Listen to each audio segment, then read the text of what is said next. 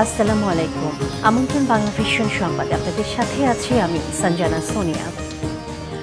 সব ধরনের জল্পনা ও শঙ্কার অবসান ঘটিয়ে আগামীকাল ঢাকা বিশ্ববিদ্যালয় কেন্দ্রীয় ছাত্র সংসদ ডাকসু নির্বাচন হতে যাচ্ছে। কোনো ধরনের বিশৃঙ্খলা বা অপ্রীতিকর ঘটনা ছাড়া প্রতিদ্বন্দ্বী প্রার্থীরা গতকাল নির্বাচনী প্রচার কাজ শেষ করেছেন। আগামীকাল সকাল ৮টা থেকে বিকাল ৪টা পর্যন্ত বিরতিহীনভাবে চলবে ভোট গ্রহণ। নির্বাচন উপলক্ষে আজ সোমবার রাত ৮টা থেকে টানা ৩৪ ঘণ্টা ঢাকা বিশ্ববিদ্যালয়ের সব প্রবেশপথ সর্বসাধারণের জন্য বন্ধ থাকবে। বিশ্ববিদ্যালয়ের জনসংযোগ দপ্তরের পাঠানো এক জরুরি বিজ্ঞপ্তিতে এ তথ্য জানানো হয়।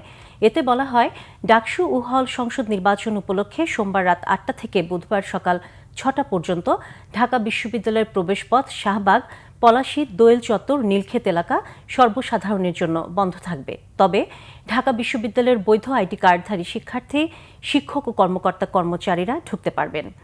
সর্বশেষ ভোটার তালিকা অনুযায়ী এবার ডাকসু নির্বাচনে ভোটার সংখ্যা ৩৯,৬৩৯ জন। ভিপি পদে প্রতিদ্বন্দ্বিতা করছেন ৪৫ জন, আর পুরো নির্বাচনে প্রার্থীর সংখ্যা ৪৭১ জন।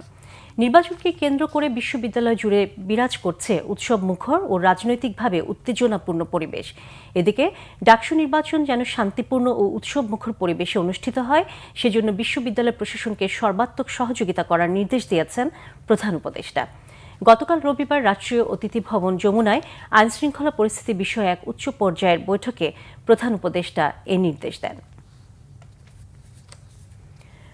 4টি সংসদীয় আসন বহালের দাবিতে বাগেরহাটের সকাল সন্ধ্যা হরতাল ও সড়কপথ অবরোধ চলছে। জেলা নির্বাচন অফিসের প্রধান ফটকে তালা মেরে দিয়েছে বিক্ষুব্ধরা।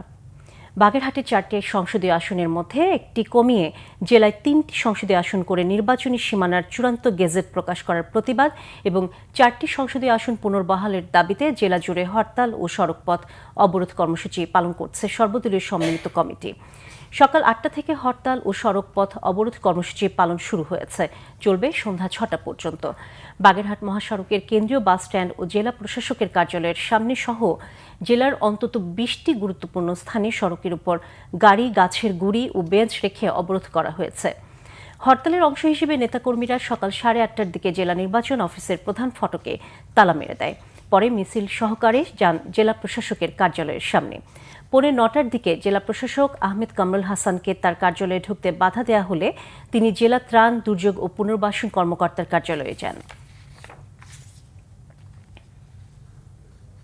প্রত্যেকটা স্পটে আমাদের নেতৃবৃন্দ, সর্বদলীয় নেতৃবৃন্দ আমরা এখানে ব্যারিকেড দিচ্ছি, আমরা অফিস বন্ধ করে দিচ্ছি, আমরা নির্বাচন অফিসে আমরা তালা দিয়েছি, আমরা ডিস্টার্ব আসছিলেন, আমরা তাকে ঢুকতে দেই নাই।